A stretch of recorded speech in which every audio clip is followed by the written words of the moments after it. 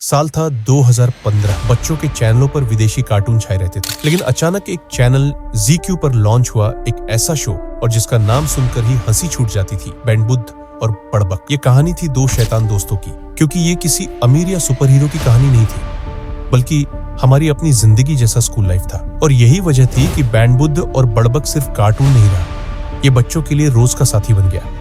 School से लौटकर हर बच्चा टीवी ऑन करता और इंतजार करता, आज बड्री और बुद्ध क्या नई शरारत करने वाले हैं। पर असली ट्विस्ट तो अभी बाकी था, क्योंकि धीरे धीरे ये शो चैनल से गायब होने लगा। अब सवाल ये उठता है, आखिर ऐसा क्यों हुआ? तो कहानी यहाँ से और दिलचस्प हो जाती है, क्योंकि बैंडबुद्ध और बड़बक अचानक से बंद नहीं हुआ था। असल में इस शो ने कई चैनलों की लंबी यात्रा की थी। शुरुआत हुई 2015 में, जब ये शो सबसे पहले ZQ चैनल पर आया। वहीं से इसने बच्चों के दिलों में जगह बनाई। फिर 2018 में शो की किस्मत बदली। डिस्कवरी किड्स ने इसके टेलीकास्ट राइट्स ले लिए और जैसे ही वहां प्रसारित हुआ, चैनल की TRP अचानक बढ़ गई। लेकिन कहानी यहीं खत्म नहीं होती। 2020 में ये शो आ गया कार्टून नेटवर्क पर। सोचो, जिस चैनल पर हमें हमेशा जापानी और विदेशी कार्टून देखने की आदत थी, वहीं पर एकदम देसी बटरी और बुद्ध दिखाई देने लगे। और फिर 2021 एक और चैनल ने इस जोड़ी को अपना लिया, पोगो टीवी। इसका मतलब यह था कि बैंडबुद्ध और बड़बक किसी एक जगह बंधा नहीं था, कभी यहाँ कभी वहां, यानी शो टीवी पर रोटेट होता रहा। अब सोचो, जब कोई बच्चा टीवी ऑन करता और अपने मनपसंद चैनल पर शो नहीं मिलता, तो उसे लगता कि शो बंद हो गया। असल में ये शो लगातार चैनल से चैनल पर शिफ्ट हो रहा था, और यही वजह थी कि बैंडबुद्ध और बड़बक को लेकर अफवाहें फैलने लगी। लोग सोचने लगे कि ये शो सेंसर कर दिया गया या शायद हमेशा के लिए बंद हो गया। लेकिन सच इससे बिल्कुल अलग था, क्योंकि शो बंद नहीं हुआ था, बल्कि इसके पीछे एक और बड़ा खेल चल रहा था, बिजनेस और चैनल की स्ट्रैटेजी का खेल। जैसे जैसे बैंडबुद्ध और बड़बक अलग अलग चैनलों पर घूमता रहा, वैसे वैसे अफवाहों का तूफान खड़ा होने लगा। लोग कहने लगे, शो बैन हो गया है। किसी ने कहा, सरकार ने इस पर रोक लगा दी। तो किसी ने लिख दिया, ये बच्चों को गलत सिखाता है, इसलिए चैनलों ने इसे हटा दिया।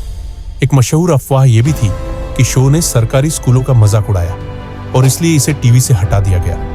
बचपन के वो बच्चे जो इसे देखकर बड़े हो रहे थे, उन्हें लगा कि सच में ये शो सेंसर हो गया है। लेकिन असली सच्चाई क्या थी? क्या सच में ये शो बैन हुआ था? तो जवाब है नहीं। बैंडबुद्ध और बड़बक पर कभी भी किसी तरह की सेंसरशिप या बैन नहीं लगाया गया। असल में ये सिर्फ टीवी चैनलों का बिजनेस प्लान था। टीवी चैनलों के पास एक एक शो के टेलीकास्ट के अधिकार होते हैं। जब भी उनका कॉन्ट्रैक्ट खत्म होता है, शो एक चैनल से दूसरे चैनल पर चला जाता है। यही इस शो के साथ भी हुआ। कभी डिस्कवरी किड्स, कभी कार्टून नेटवर्क, कभी पोगो, और फिर आज ये पूरा शो ZEE5 जैसी स्ट्रीमिंग ऐप पर मौजूद है। तो वो बच्चे जिन्होंने सोचा कि उनका पसंदीदा शो हमेशा के लिए बंद हो गया, असल में सच ये है कि शो आज भी जिंदा है, बस टीवी स्क्रीन से हटकर मोबाइल स्क्रीन पर पहुंच गया है। कभी कभी हम सोचते हैं कि हमारे बचपन की चीजें खो गई, लेकिन असल में वो कहीं और छुपी होती हैं, बस हमें ढूंढना आता चाहिए। और बैंडबुद्ध और बड़बक इसका सबसे बड़ा सबूत है। अब सवाल उठता है, अगर शो बैन नहीं हुआ था, तो फिर क्यों बार बार चैनल बदलता रहा? तो इसका जवाब है टीवी का बिजनेस गेम। टीवी चैनलों की दुनिया बहुत जटिल होती है। हर शो के पास ब्रॉडकास्ट राइट्स यानी प्रसारण अधिकार होते हैं। एक चैनल शो को खरीदता है, कुछ महीनों या सालों तक चलाता है, और जब उसका कॉन्ट्रैक्ट खत्म हो जाता है, तो वो अधिकार किसी दूसरे चैनल को मिल जाते हैं। इसे ही कहते हैं कंटेंट रोटेशन स्ट्रेटेजी। चैनल्स ऐसा क्यों करते हैं? क्योंकि उन्हें हमेशा TRP और व्यूअरशिप चाहिए।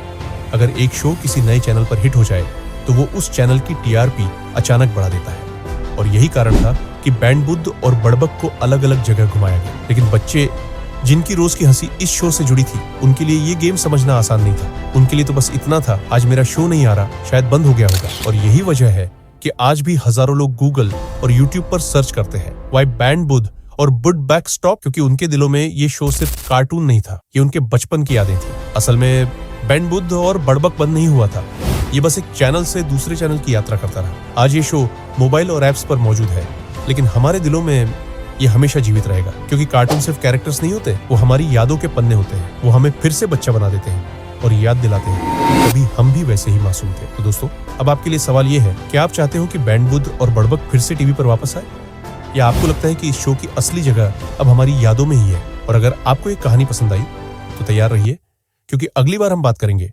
क्यों कार्टून नेटवर्क खो रहा है अपना जादू, वो सच जो शायद आपने कभी सोचा भी नहीं होगा। तब तक याद रखिए, बचपन की कहानियां कभी बूढ़ी नहीं होती, वो बस नए रूप में हमारे पास लौट आती है।